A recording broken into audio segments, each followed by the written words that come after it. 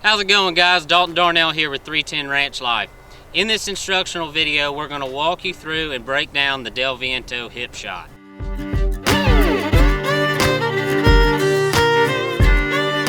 Just real quick, I want to tell you about the rope that I'm using for the video.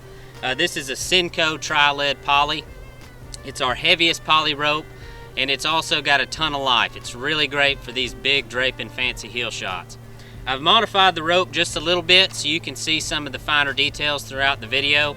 And what I've done here is about 16 foot up the rope, I've started placing little pieces of electrical tape. And what that's for is so when I release my loop, you'll be able to see how much rope is coming out of my hand as the spoke slides and my loop travels to its destination. So maybe that'll just help you get a little idea on how far the shot is, how much spoke is sliding out during the shot. Alright, let's jump right into the Viento video. I'd like to start out by saying that I know that there's a bunch of different variations of this shot, and a lot of different guys get along with it in different ways. What I'm going to show you in this video is what I think is most important for me and how I've been successful with this particular shot. I'm going to break the video up into two separate sections. The first section is going to be the general shot details. And this is just a couple of different things that I think is important to keep on the front of your mind when you're delivering this loop. The second part of the video is going to be the actual mechanics of the Viento. All the little details that go in to being successful with this shot. We're going to break all that down, and I'm going to show you step by step how I get the job done with this particular hip shot. Okay, so starting with the general shot details, we have three of these. It's going to be smoothness, spoke control, and the actual position of the calf you're trying to rope. So the first on our list right here on the general shot details is smoothness. Now what I mean by that is just being fluid or smooth throughout your swing, release, and while guiding your loop through the air. Once you get out there and start throwing this loop, you'll understand what I'm saying about being smooth. If you're jerky or too fast when releasing your loop, it just wads up in the air and it doesn't really do right. So I constantly tell myself when I go to deliver this shot to be smooth and fluid throughout my swing and my delivery, and then once your loop's in the air, being fluid with your spoke sliding through your hand and guiding your loop into the hip.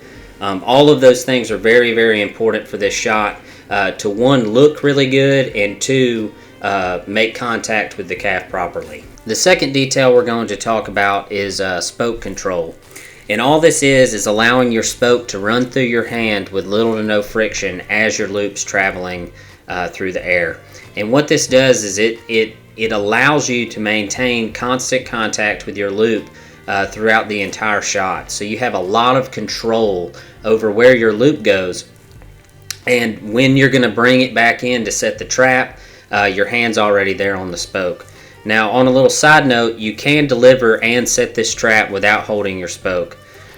You can throw the Viento up over the calf, and as it comes into position in the air, catch your slack and snatch it through to set a trap.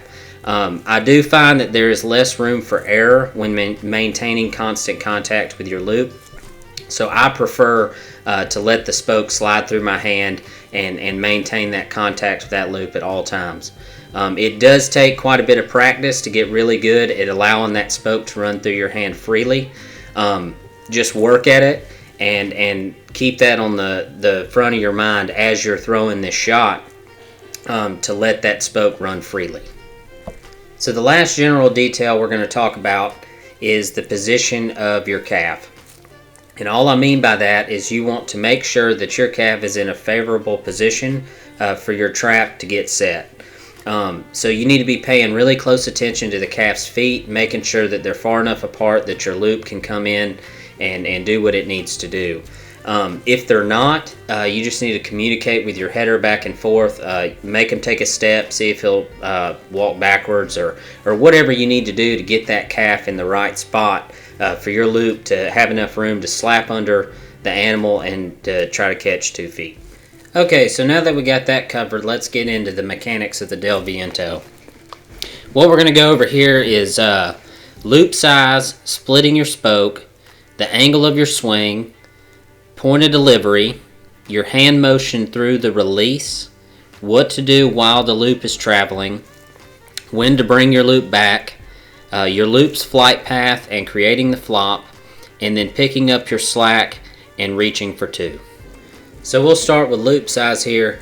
When I'm going to throw one of these big draping heel shots, I'm going to start with a 3 to 4 coil loop. Then when I start to swing, I'll feed 1 or 2 coils into my loop depending on how big the calf is, or how small, I guess. So the important thing to remember with loop size with this shot is that the bigger the calf is, generally the bigger your loop needs to be to really come through on that trap. So just gauge that based on what size cattle you're roping. If they're really small, you don't have to have such a big loop, but just gauge your loop size based on the size of your calf and then what feels good to you. Another side note on loop size is it seems to me when throwing this shot, the bigger your loop is, the further you can throw it. So obviously that can get out of proportion. So if the loop's too big, you're not going to be able to deliver the shot anyways. But if I'm going to throw a Del Viento a long ways, I'm going to have a fairly large loop. The momentum of that swing is so much greater with that big loop, and you can really feel that tip good, and it allows you to get some good distance on this shot. So the next thing we're going to talk about is splitting your spoke. And all that means is that when you let go of your loop, you don't let go of the spoke of your rope. The way I get that done with the Del Viento is I put my pointer finger in between my spoke and my loop. That way, when I release my loop into the air, I always have contact with that spoke and I don't lose it throughout the delivery. Once those 3 fingers release the loop, they just fall right into place on the spoke, and you never lose contact with your loop. Alright, so that's going to bring us to the angle of our swing. When I'm throwing the Del Viento, I'm going to use mostly a sidearm swing with a slight overhead angle. All that does is it allows to throw just a little bit bigger loop without your loop hitting the ground near as much. So when I'm swinging this shot, it does hit the ground some, but you just don't want your loop plowing into the ground every time you swing. It makes it really hard to deliver a smooth shot. So putting that little tip in it over your head will allow you to get the loop size that you need for bigger calves and still be able to deliver the loop correctly. Okay, so let's talk a little bit about the point of delivery. And what I mean by that is how your arm is going to finish as you're going to release your shot. Not necessarily the point of delivery on the calf, but where you're going to release your rope. My point of delivery is off the side of my chest with my hand ending just forward of my body. The release point is just as the arm becomes fully extended. So as you're swinging, you're going to be swinging your loop, like I said, sidearm with a slight overhead tip. And as you bring that loop in and go to deliver it, the way you get your loop to fly through the air at the appropriate angle is you're going to bring your loop just how you were swinging it, and then as you go to finish, you're going to extend your arm fully out to your right or your left, depending on if you're right or left-handed. But you're going to finish it way out with your arm fully extended. And so what I'm talking about with the point of delivery is how my arm's going to finish when I go to let go of the loop. And like I said, it's going to finish out off the side of my chest with my hand ending just forward of my body. Okay, so let's talk a little bit about the hand motion through the release. As your hand's going to come forward through your swing, your knuckles are going to be pointed towards the ground and your thumb is going to be facing your target. So your palm is going to be kind of pointed at your side a little bit. As I approach the release point, my thumb will roll towards the sky, and as this happens, the weight of the tip of your loop will almost pull the loop from your other fingers. As you gradually open those 3 fingers, your loop will leave in a smooth motion, starting your rotation. So what's important about all this is being smooth, and you don't necessarily throw the rope. It's more of a using the momentum from your swing to let that rope fly out there past your target so you can bring it back in to set your trap, which we'll talk about all that in just a minute. But what we want to focus on right here is the hand motion through the release. So if you can just feel for the tip of that rope, and when it gets at its heaviest point, and as you're extending your arm out, that's what's going to give your rope, it's going to start that rotation that you're going to need to get your Honda in the correct place to bring it back and set your trap. Okay, so once your loop is released, you let your spoke slide through your hand while guiding your loop into position. And the way I do this is by following my loop's flight path from right to left with my hand. I feel this helps guide my loop into position, along with always keeping me in a spot where I can bring the loop back once it gets in the right spot. So with the Del Viento, the goal is to throw your loop past your target and then to bring it back on the cast hip to set your trap. And letting that spoke slide through your hand and keeping constant contact with your loop at all times allows you to always be ready to bring that loop back to set your trap. So with that being said, when do you bring your loop back for the trap? As your loop flies through the air, it will be rotating clockwise. You want to look for your Honda to make almost a full rotation. It's a little more than 3/4 in my opinion. So there's a point there where it's best to bring it in, and the more you throw it, it'll almost become a feel thing. Like you can feel that, okay, my Honda's in the right spot, I'm gonna bring my loop back in for the trap. So when you pull your loop towards you to contact your calf, your Honda needs to be positioned over the calf's back. So you're definitely going to want to wait for that Honda to rotate to a point to where when you bring it back, it's going to be over the top of the animal. As your Honda reaches this point in the rotation, you will need to pull your spoke straight back to give your loop the momentum it needs to slap under the animal. This is a really big timing thing. So the way you get good at this is you practice it a lot, and you have to watch your loop, watch your Honda, watch the calf. There's a lot of things going on, and so the more you throw it, the better you're going to be at timing this shot, coming back in and setting that trap like you want it to. So it's just going to be practice, practice, practice right here. When I first started throwing this shot, I watched my loop a lot. Now I don't necessarily have to do that. I usually keep my eyes on my target now.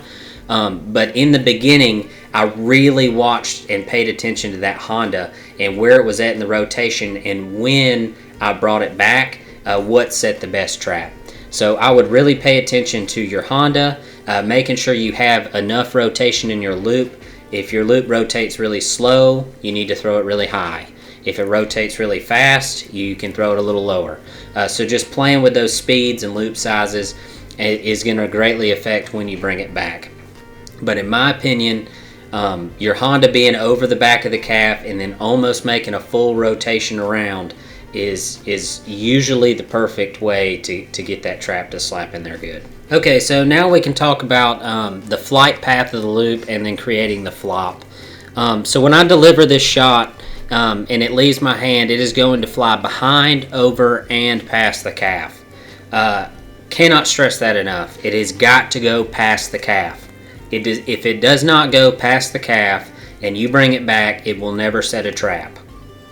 So you need to know how far you can throw this shot before you go in there and throw it, because if it doesn't get past the calf, you're just going to rope the calf's rear end and not catch anything. So on a shot where I'm going to maintain constant contact with my loop at all times, I'm going to deliver the loop in a way that it goes behind the calf and is going to make contact in a backwards to forwards motion from the calf's rear end to his head.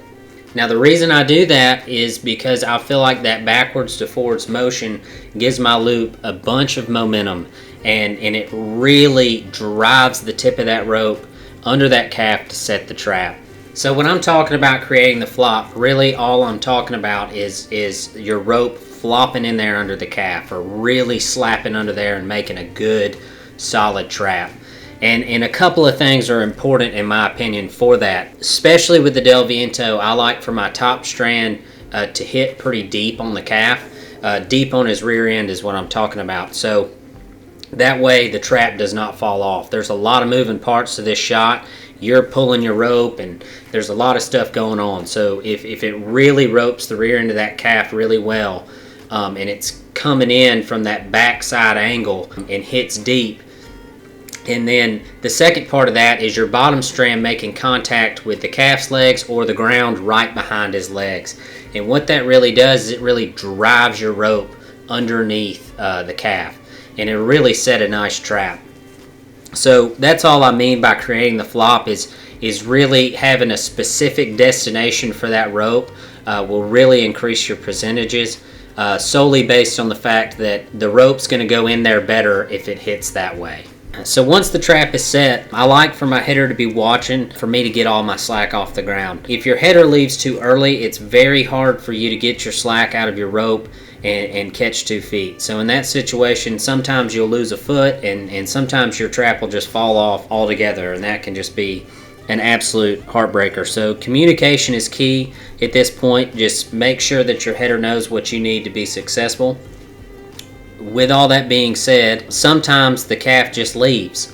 When the loop hits them as you approach to get your slack off the ground, sometimes they'll run off. The header also needs to be looking for this. If the calf goes to leave, he can hurry the calf along and try to help you get as much slack out of your rope as you can. At that point, I'll normally just reach as far as I can backwards with my slack to try to pick as much rope up as you possibly can. This is where it's really important for your header to be short, to be on a short rope, to have control of the calf and control of the situation while you're delivering shots like this. Him being short and paying close attention to how the calf is responding to you and what you're doing can be the difference in a high point shot or a heartbreaking miss. So just really communicating and talking back and forth about what's going on is really going to help you, your header out, and most likely your score. Alright guys, that's going to wrap us up for the Viento Instructional.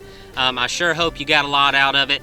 If you have any questions, feel free to message us or call us. We love hearing from you. We love feedback. If you haven't checked out our Facebook and Instagram, go check that out and give us a like and a follow there. And then go check out the membership page if this is something that you've really enjoyed.